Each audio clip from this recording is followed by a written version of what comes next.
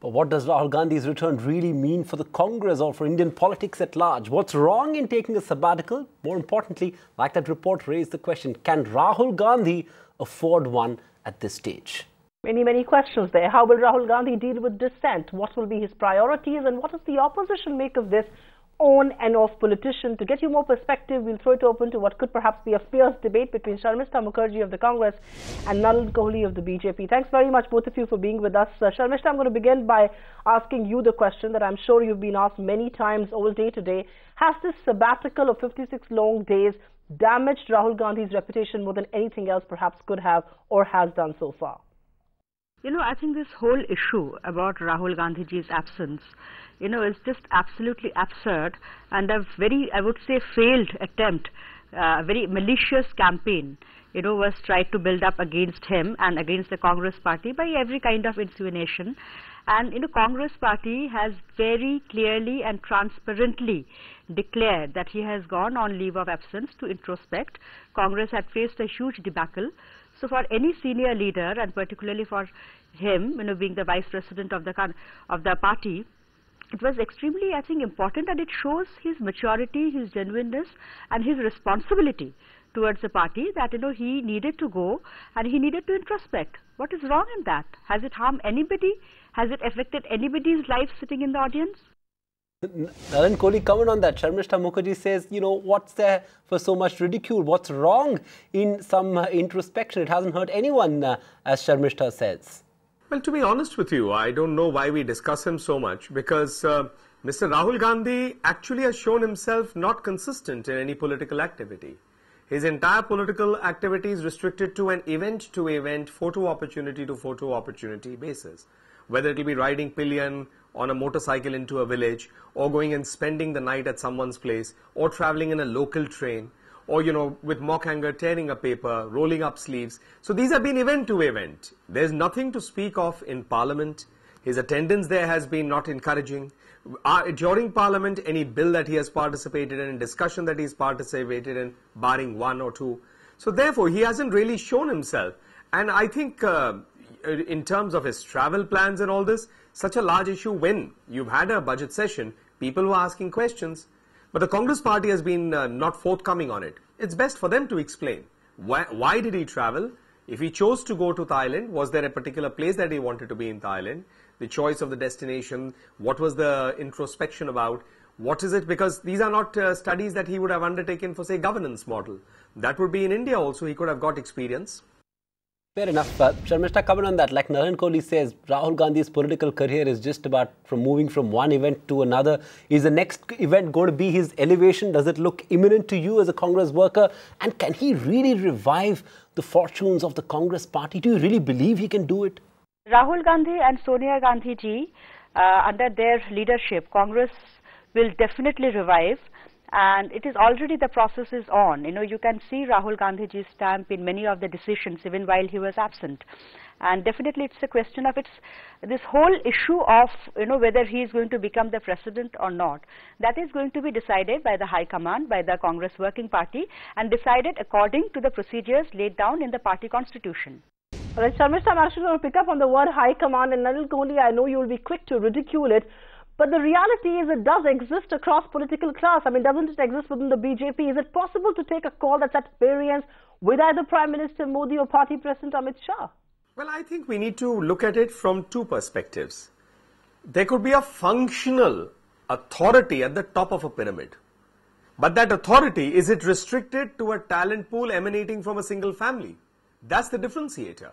Within the Congress party, that high command or that final authority is vested only in someone from the Congress, from the Nehru Gandhi family, or at least for a significant period. If it wasn't in the Nehru Gandhi family, as we saw in the 1990s with Sitaram Kesri, then, you know, they ran the risk of their chairs literally being lifted up and then being taken away physically out of that office. So therefore, from that perspective, that is it, high command. With regard to other parties, anyone can aspire to be the number one.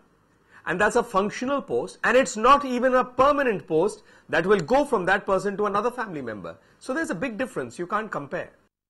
All right, I wonder if voices of dissent are going to be encouraged in the BJP, at least at this juncture. But let's leave that debate for now. But Sharmistha, if I may come back to you, what do you have to say about the voices of dissent even within the Congress party? It's unprecedented. I mean, people like Sandeep Dikshit, Sheila Dikshit and Narendra Singh openly talking about Rahul Gandhi's ability to lead. Isn't his biggest challenge going to be to battle the strife, to quell, to muzzle the strife within the Congress party? Personally, I really don't think there is any strife within the party. Congress is a very old, very large and a very democratic party. Within any political party, there could be different voices, and there should be. In a democratic setup, there should be. But the party should have the ability to absorb these dissent. And unlike many other parties we have seen, and very recently what happened in Delhi with that whole Aam Aadmi Party spectacle, we don't try to suppress our voice of dissent. We don't try to humiliate people who gives voice to their own opinion. So it shows the very core democratic value within the party. And secondly, there is a conflict. The fact is that Mrs. Sonia Gandhi is the Congress president. There is no dispute about that. The fact is Mr. Rahul Gandhi is the Congress vice president. There is no dispute about that. So they are there, both of them, Congress, they are leading, both of them, they are leading Congress. There are other senior leaders also, so there is no question. It's not either or. No question of that.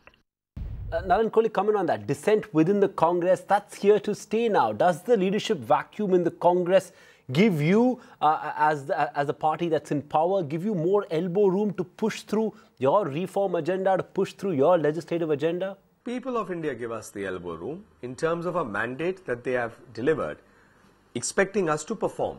And that's what the focus of our governance model is, to perform.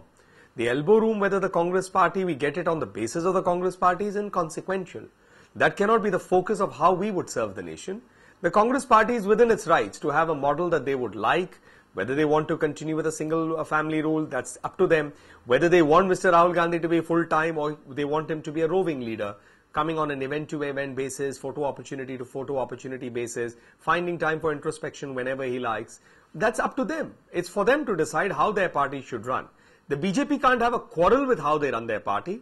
Our quarrel with them is ideological, and it's about basically how we think solutions should be found in solving problems. Sharmistha, I'm going to go back to one of the questions that I asked you a little while earlier and probably ask it slightly differently, and I hope you're not going to dodge me this time. We saw how Sonia Gandhi rallied the opposition around her on the issue of land bill, which makes people believe that she's the only one who could have realistically speaking done that. Can a Rahul Gandhi do that? Can he rally all opposition leaders? Does he even inspire that confidence within his party and among opposition parties? As I say, that this is not a question of either or. Sonia ji is there, Rahul ji is there. Both of them, they are there. And it's a united force. So there is neither, whether Sonia ji or Rahul ji. No question of that. It's both of them are there. All right, it's not a question of either or between Sonia and Rahul Gandhi, but Nalin Kohli, every politician worth his salt is always wary of the opposition. Who is the opposition at this stage, which is the BJP more watchful of between the mother and the son, given how Sonia still commands a lot of political authority, some of which was on display in the session of parliament that has just about concluded? No, I'll be honest about it, Supriya. Why should we build any plans as a political party based on who leads the Congress? The Congress is an entity that's been there for a long time.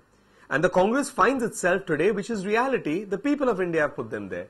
So it's for them to introspect. With regard to the sudden spurt of activity we saw with Mrs. Sonia Gandhi, perhaps the logical thing to think about is, why was there a need to do so? Because it was also, to some extent, it would be credible to question it, that because Mr. Rahul Gandhi was absent, his absence was conspicuous because it was a an important budget session of Parliament, because the length of his absence is fairly long. So you needed to do something perhaps to divert attention and show activity rather than glorious inactivity, which is what the allegation on the Congress party was. Nalin, Kohli, Sharmistha, Mukherjee, thanks for joining in with that opinion on the big political debate tonight. Is the Congress party better off without Rahul Gandhi? Thank you. Find us on Facebook at facebook.com/ETNow and don't forget to click the like button. You can also follow us on Twitter at ETNowLive. To stay updated with all our programming, hit the subscribe button on our YouTube channel by logging on to youtube.com/user/ETNow.